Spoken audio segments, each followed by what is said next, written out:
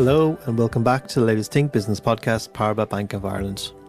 Today I'm joined by the founders of TEKenable, Nick Connors and Peter Rose, a company born during uncertain times that has grown into a 20 million a year business with over 200 people helping organisations apply AI responsibly. We'll explore the real opportunities in AI today and explore how trust, partnership and shared values helped them flourish when many others struggled. Great to have you aboard. I've spoken to you guys before, and the last time we talked, it was all around no code and cloud and businesses trying to be more sustainable. And literally not long after that, the world changed. Generative AI suddenly looked like it exploded onto the scene. Now, anyone who talked about AI before that point would have been very familiar with machine learning and everything else, and a lot of this wasn't exactly news to them, but the sudden arrival of ChatGPT as a more available tool for everyone has resulted in this gigantic wedge into the business world as well, where AI is being used more and more by businesses. I suppose to start with, before we touch on what has changed and how businesses should change with it, maybe tell us about TEKenable's origins again, and what brought you to the point where you are today. Okay, maybe John, I'll chip in on that. We're nearly in our 25th year. 2026 will be 25 years in business. We started in February 2002. On the back of Pete and myself, we were working with a company called Digital Channel Partners, who was one of the .com companies. It was quite successful, but overextended, and when the market sort of collapsed in the late noughties, early 2000s, Digital Channel Partners was it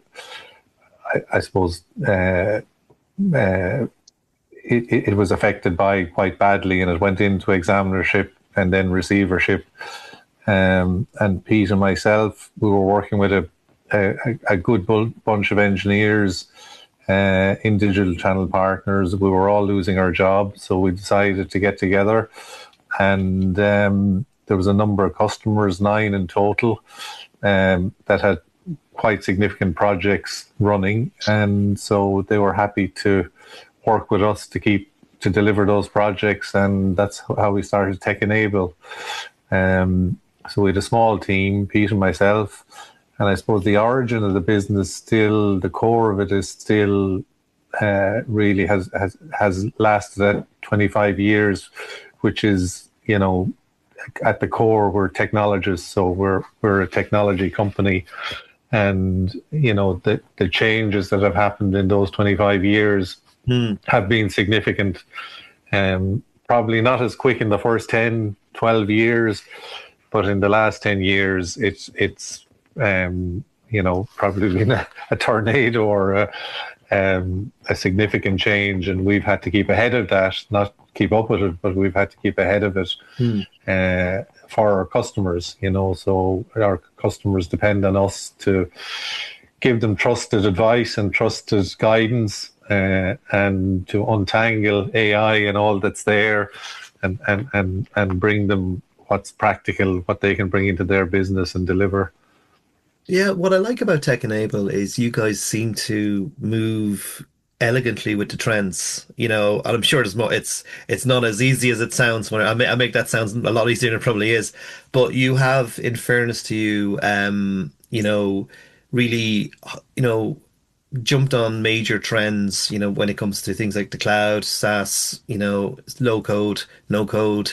Sustainability, you acquired a Salesforce specialist business at Tether, really astute moves that, you would associate, with, large scale corporations, but you actually do it quite neatly and deftly within Ireland, if you ask me, and at the same time, stay true to your values. But also the other thing is, you made some strong moves as well. The world changed with COVID, and, you adopted a more remote working philosophy. You downsized your offices.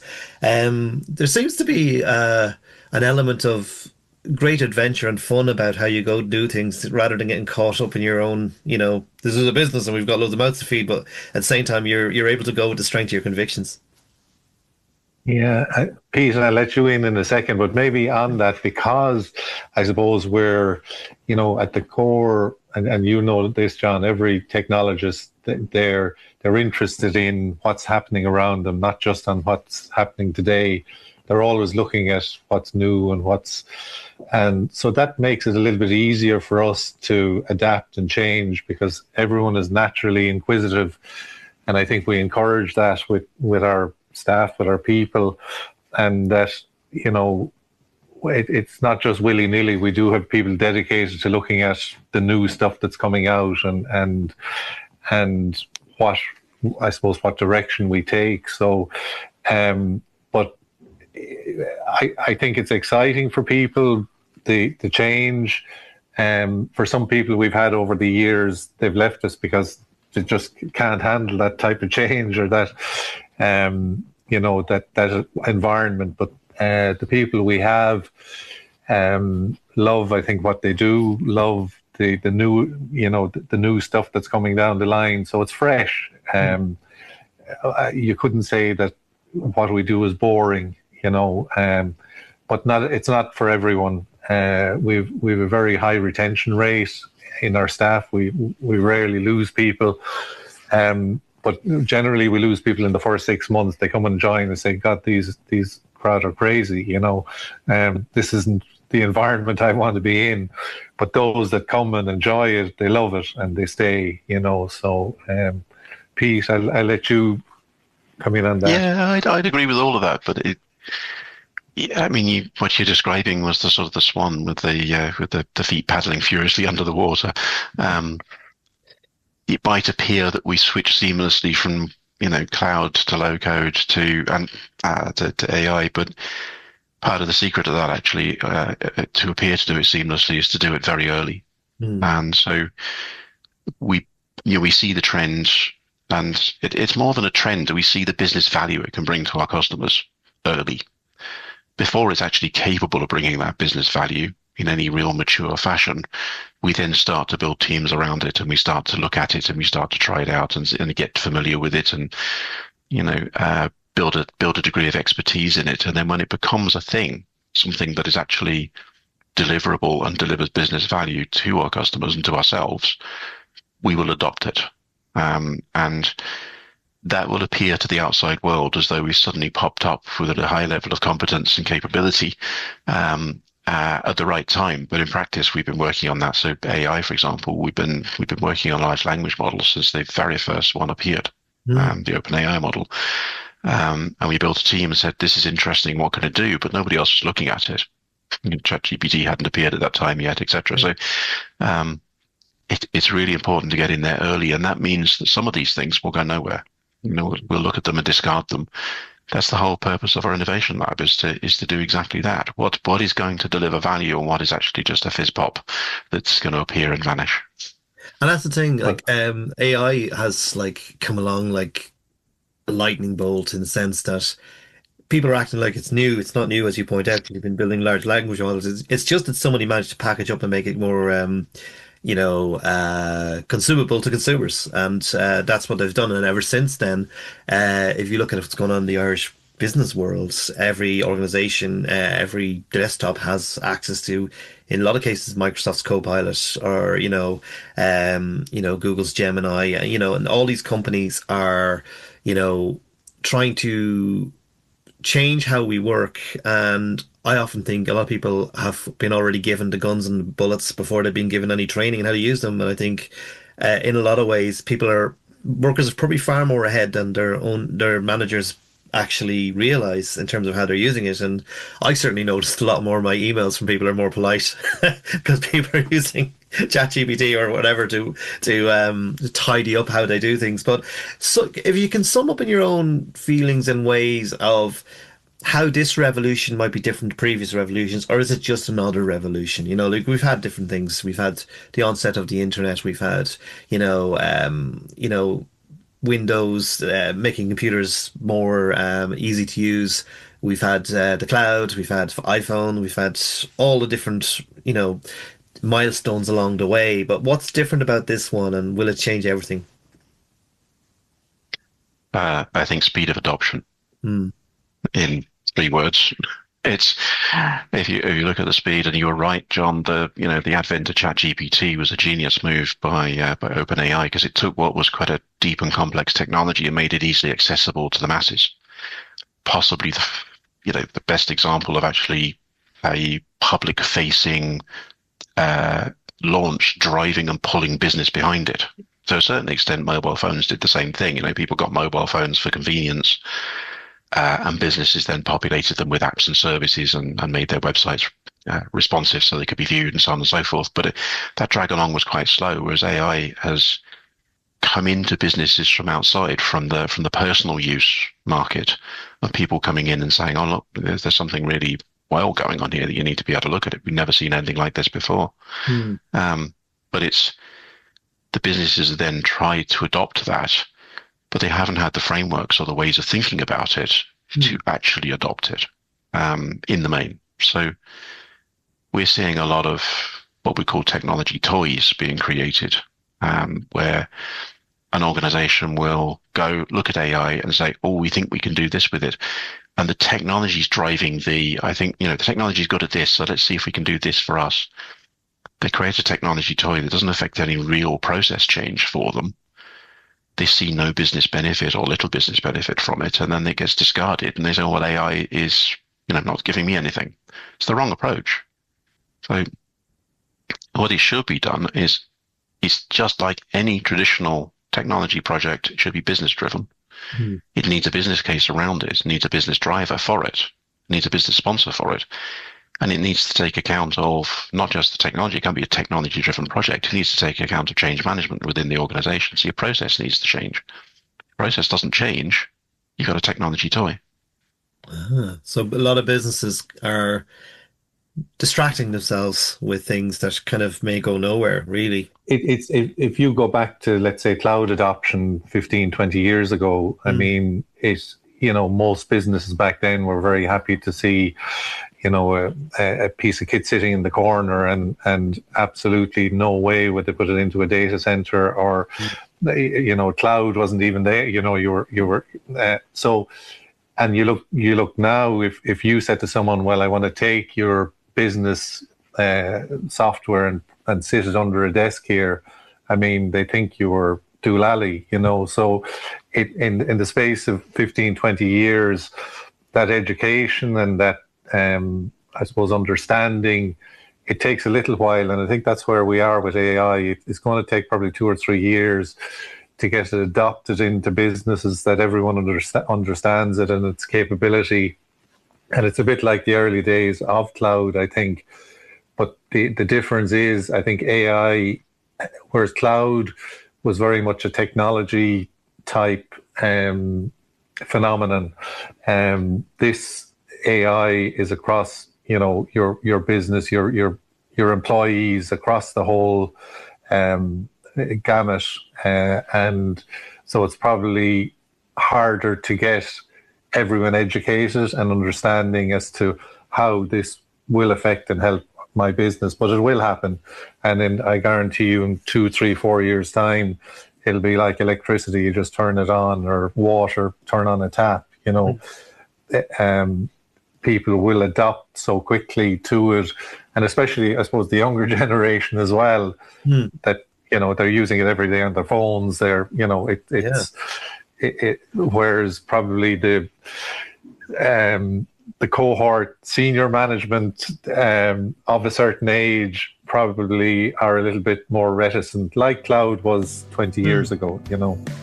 We hope you are enjoying this podcast. Bank of Ireland is welcoming new customers every day, funding investments, working capital and expansions across multiple sectors. To learn more, Google Bank of Ireland Business Banking. Bank of Ireland is licensed by the Central Bank of Ireland.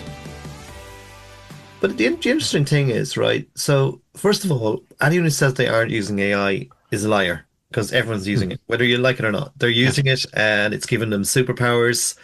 It's helping them to do things faster, better, maybe cut corners, maybe make mistakes because of that, because maybe they're using it, uploading sensitive information into the systems, for example, making all kinds of rookie mistakes. And this AI is far from perfect. It hallucinates. It can insert errors into things. I've seen that happen, and we saw the whole situation down in Australia with a big name consultant company that got caught out because of use of rampant use of AI even.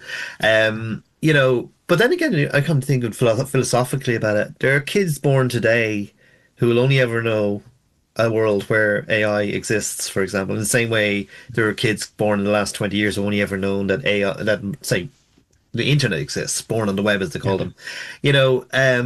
What do you think? A lot of people are kind of also kind of concerned. Oh, what will this do for jobs? What will it mean for automation? In the last couple of weeks alone, I've been aware of a lot of big US tech companies, including ones like Atlassian as well from Australia, making cutbacks. Jack Dorsey's company made a savage amount of cuts because AI has given them new capabilities. Is that a bit premature? Is that crazy? Or are people right to be concerned about their futures? There's a there's a huge discussion there, John, right? And, I could write a book about this. You could, yeah, and several people probably have. I think the first thing, I mean, you're talking about AI hallucinating and making errors and so on and so forth, and you're right, you can control for it to a certain extent, but there's a mind shift required. People should be, to be effectively adopting AI within a business in particular, you need to stop thinking about it as a technology in the same way that technology has been. So if you have had in the past a particular system and it had came up with the wrong answer, it was described as a bug. It got fixed, and then your system was more or less reliable to do what it did. AI is not like that. Stop thinking of it as an IT system and start thinking about it as a human assistant equivalent that needs to fit into business processes that allow this system to make mistakes, that allow it to insert sections in reports that aren't correct, as in the example you cited, but have the same reviewing and management structures around it that you would a human being, because it's been trained to be like a human. It behaves like a human. It makes mistakes. Maybe treat it like that earnest young intern who maybe going around doing loads of stuff, but you got to make sure that the work is correct. Exactly. So that's the first thing, is contextualize it. Stop thinking of it as a technology in the context of your business process, and start thinking about it as a very fast, 24/7, extremely capable, but liable to do something, unexpected solution that you wrap around as though you would a human with the business process. But in terms of jobs, there are certain jobs that we're seeing quite a lot of, just public announcements in terms of particularly call centers. I think Booking.com, for example, removed an awful lot of its call center staff because a lot of the inquiries coming into their call centers were very predictable and automatable in response. So they used an AI technology to give a sort of semi-human type of conversation, but replace an awful lot of their staff with that because it was able to manage all of the queries that were coming in. So there are certain sort of areas, not just call centers specifically, but call centers where it's a very defined domain of questions and conversation that happens are quite vulnerable. But there is also a sort of AI blame culture where certain organizations have over-recruited or need to make adjustments because their business context has changed, the economics have changed around their business. And rather than admit that their business is suffering because of it, then actually, oh, well, AI has automated it because it sounds like a better story for the shareholders' point of view. They're ticking the box. So it's efficiency, it's return on my investment. It's not just that the business is struggling. So you have to see through that. It's a bit of a blame game as well. Very, very interesting, actually. Especially when you see so many prominent companies doing that, and you go, "Oh, maybe not all as well as they like it to pretend." And okay, and like there was like a lot of like companies had to do cutbacks after, say, the COVID pandemic. All these companies did astonishingly well, and suddenly didn't need so many people after everything kind of calmed down, or people started going back to the office, which is kind of. It's a brutal way that sometimes Silicon Valley works, I suppose, but in other ways, call a spade, right? If your business isn't going right, don't blame it on AI, right? Yeah, but I suppose the interesting thing, John, I suppose bringing it back locally here, like the bulk of our customers are looking at AI in relation to, I suppose, doing more with the people that they have, as opposed to trying to scale back. Because those large global organizations, I would agree with you, probably over, increased their headcount during a period, but these are global organizations. I think the more local, mid to large scale organizations in Ireland are looking at AI to do more to increase their revenues, increase their business with the people that they have.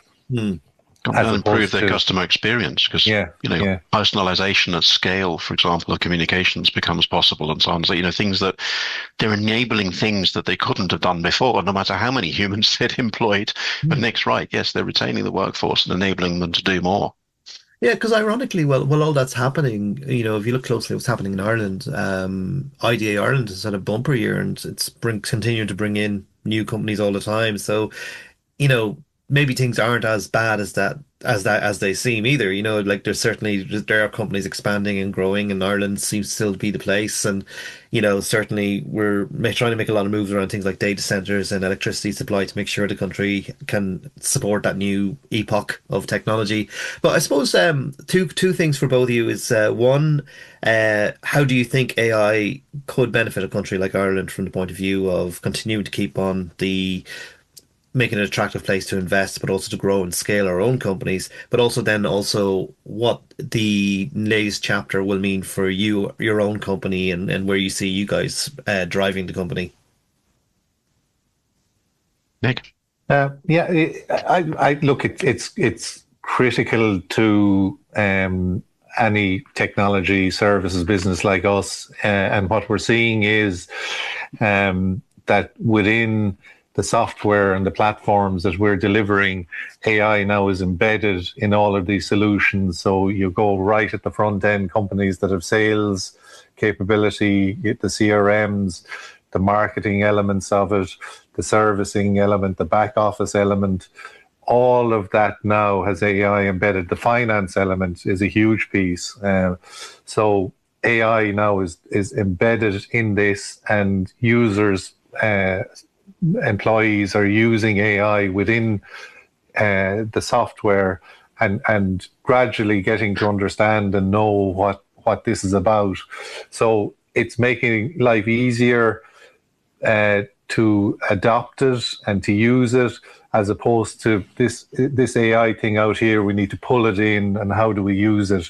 It's actually springing from within, if you know what I mean. So the platforms that are there already have it, and people are using it, and they mightn't even know they're using it, Yeah. So that's the beauty of it. It's gradually, I suppose, by osmosis, embedding itself in organizations, as opposed to, we need to bring AI into the company. It's already in there, and it's how we adopt it and educate businesses as to how best to use it and maximize it. One of the things we did, John, during the last year, which a little while ago, was we created and signed a partnership with Trinity for AI research. So it's part funded by Enterprise Ireland, and part funded by ourselves, and part funded by Trinity, basically. So it's helping us to uncover new approaches, new techniques, and ask the right questions that we can then bring through our innovation lab, through some of the products that we are building for sale to our customers, and also in terms of how we use AI internally, which is actually proving really, really powerful. And being partnered with an august institution such as Trinity College, for example, is a proud moment for us in terms of the development of the business, I suppose. But yeah, is it a competitive edge for Ireland?